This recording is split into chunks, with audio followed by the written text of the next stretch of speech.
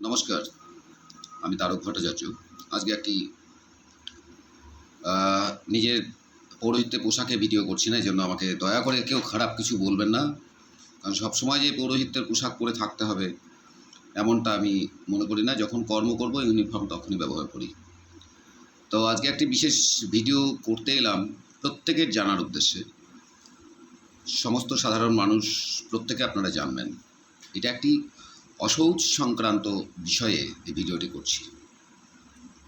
ধরে নিন কোনো একজন বাবা মায়ের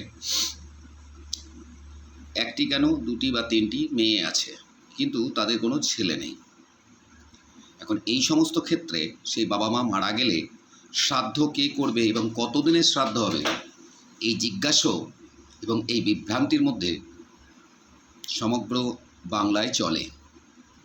কিন্তু প্রকৃত শাস্ত্র বলছে, স্মৃতির বচন অনুসারে, অর্থাৎ আমাদের যে এই বিষয়ক সংবিধান স্মৃতিশাস্ত্র, সেই স্মৃতিশাস্ত্রতে বলা হয়েছে যে নিজের সন্তান সর্বপ্রথম অধিকারী।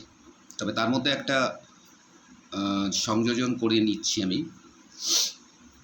যদি স্বামী স্ত্রীর মধ্যে অর্থাৎ বাবা মায়ের মধ্যে প্রথম বাবা মারা যায় আর মেয়েদের সব বিয়ে হয়ে যায়, তাহলে সেই বাবার শ্রাদ্ধটা কিন্তু তার মাই করবেন। তার মা সম্পূর্ণ অধিকারী, শ্রাদ্ধ বাৎসরিক সব করবেন। যদি মা মারা যান, বাবা জীবিত আছেন, সেক্ষেত্রে বাবা তার মায়ের সমস্ত শ্রাদ্ধ বাৎসরিক সব করবে। অর্থাৎ একজন স্ত্রীর ক্ষেত্রে স্বামী এবং স্বামীর ক্ষেত্রে স্ত্রী।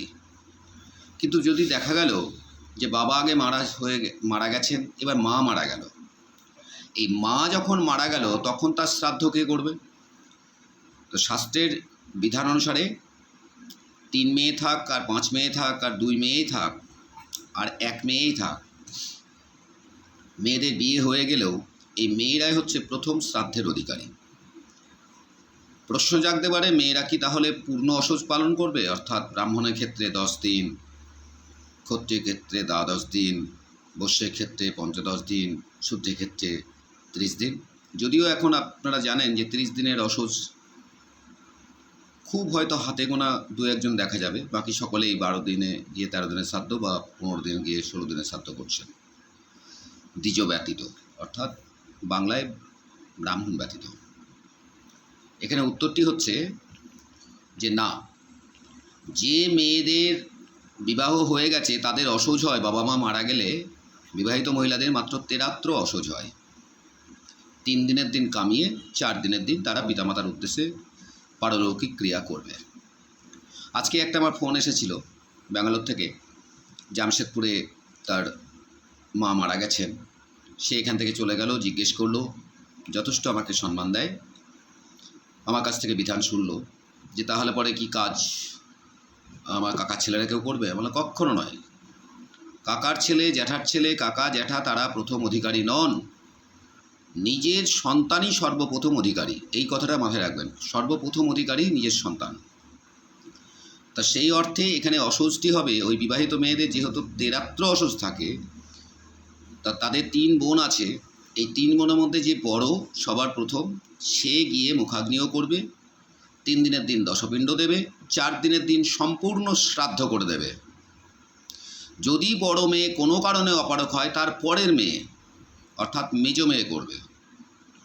অর্থাৎ এইভাবে ক্রমান্বয়ে একদম ছোট পর্যন্ত আসে। কিন্তু তাই বলে জ্ঞাতি গোষ্ঠীর কেউ গিয়ে ওই শ্রাদ্ধটি করে দেবে না, কারণ নিজের সন্তান থাকতে অপর কখনোই আগে অগ্রাধিকারী পেতে পারবে না। এখন প্রশ্ন জাগবে যে 4 দিনে যদি শ্রাদ্ধ হয়ে যায়, তাহলে জ্ঞাতিদের তো অসহ্য 10 দিন থেকে যাবে, কী হবে? আপনাদের প্রত্যেককে বলে রাখি, জ্ঞাতিদের অসহ্যের সঙ্গে এই শ্রাদ্ধের কোনো সম্পর্ক নাই। শ্রাদ্ধকারীর অসহ্যের সঙ্গে এই শ্রাদ্ধের অসহ্য আছে। শ্রাদ্ধকারী মানে যিনি শ্রাদ্ধ করবেন, তার সঙ্গে এই অসহ্যের সম্পর্ক। যেমন হয়, আমরা যখন শ্রাদ্ধ বাসরে বসে প্রত্যেকটা বাক্য ব্যবহার করি, তখন ব্যবহার করতে হয় আশৌচান্তা তৃতীয় হন্নি, অর্থাৎ অশৌচন্তে আজকে দ্বিতীয় দিন। এই শব্দটি যে আমরা ব্যবহার করি, অর্থাৎ কাল পর্যন্ত আমার অসহ্য ছিল, আজকে আমার অসহ্য নেই, তাই আমি এই পূজাদি কর্ম করতে পারছি, সূর্যার্ঘ্যও দিতে পারছি, বিষ্ণুর উদ্দেশ্যে পূজাও করছি এবং শ্রাদ্ধাদি কর্ম করতে পারছি। আমার এই ভিডিওটি দেওয়ার উদ্দেশ্য শুধুমাত্র পুরোহিত বা পৌরোহিত্য যেনারা কর্ম করেন তাদেরই উপকারের জন্য নয়, সমস্ত মানুষের জন্য এটা দেওয়া। এবং আপনাদের কাছে আমার অনুরোধ, যখনই এই ধরনের সমস্যায় পড়বেন অবশ্য জ্ঞানী পণ্ডিত ব্যক্তির কাছ থেকে স্মৃতির বিধান নেবেন, যথার্থ শাস্ত্রকে সম্মান দিয়ে কাজ করবেন, তাহলে সেই কর্ম যথার্থ হবে। অন্যথায় এই কর্ম কিন্তু নিষ্ফল হবে, সেই শ্রাদ্ধের কোনো মাহাত্ম্য হবে না। প্রমাণ আবারও বলছি, রামচন্দ্রের পিতা দশরথের 3 বার শ্রাদ্ধ করতে হয়েছিল এই সমস্ত ভুলের কারণে। এবং শ্রাদ্ধ অধিকারী যিনি, তিনি শ্রাদ্ধের প্রথম অধিকারী, তিনি শ্রাদ্ধ এবং বাৎসরিক কর্ম করতে পারবেন, অন্য কেউ করতে পারবেন না। যদিও মায়েদের ক্ষেত্রে অর্থাৎ পতিপুত্র বিহীনায়া স্ত্রিয়ানা স্ত্রী স্বপিণ্ডকরণম, এই সূত্র অনুসারে যে মহিলার পতি নেই এবং পুত্র সন্তান নেই তার স্বপিণ্ডকরণ হবে না, সেটা পরের বছরের ব্যাপার। তার অন্য কর্মগুলি যেগুলো আছে সেগুলি হবে, সেটা কিন্তু পরে ব্যবসায়। মূল বিষয়টা হচ্ছে শ্রাদ্ধকারী নিজের সন্তান ছাড়া খুড়তুতো জেঠতুতো কোনো ভাই বা দাদা, তারা কিন্তু সেই মহিলাদের অর্থাৎ যে মেয়েদের ভাই বা দাদা নেই, তার মা মারা গেছে বলে অন্য কেউ শ্রাদ্ধ করে দেবে, সেই শ্রাদ্ধ গ্রাহ্য হবে না। তাদের বিয়ে হয়ে গেছে, তাদের তেরাত্র অসোজ, তেরাত্র কামান করিয়ে 4 দিনের দিনেই শ্রাদ্ধ করবে। জ্ঞাতিদের অসোজ যতদিন থাকার ততদিনই থাকবে, এখানে কোনো শাস্ত্র বিরোধ করে না। কিন্তু এর অন্যথা করলে তবেই শাস্ত্র কিন্তু বিরোধিতায় চলে যাবে, অর্থাৎ কাজটি, এই কর্মটি সম্পূর্ণভাবে পণ্ড হবে। তাই অনুরোধ করব, সব সময় শাস্ত্রকে সম্মান দিন, যতটুকু কর্ম করবেন শাস্ত্র মেনে করুন, তাতেই পিতৃলোকের উদ্ধার এবং সদ্গতি বা ঊর্ধ্বগতি প্রাপ্তি হবে। নমস্কার। যদি বলার মধ্যে বিন্দুমাত্র ভুল ত্রুটি থাকে, ফেসবুকে অবশ্যই উপযুক্ত পণ্ডিত ব্যক্তিত্বগণ শাস্ত্রসঙ্গত প্রামাণ্য নিয়ে এসে আপনারা আমার এই ভুল সংশোধন করবেন।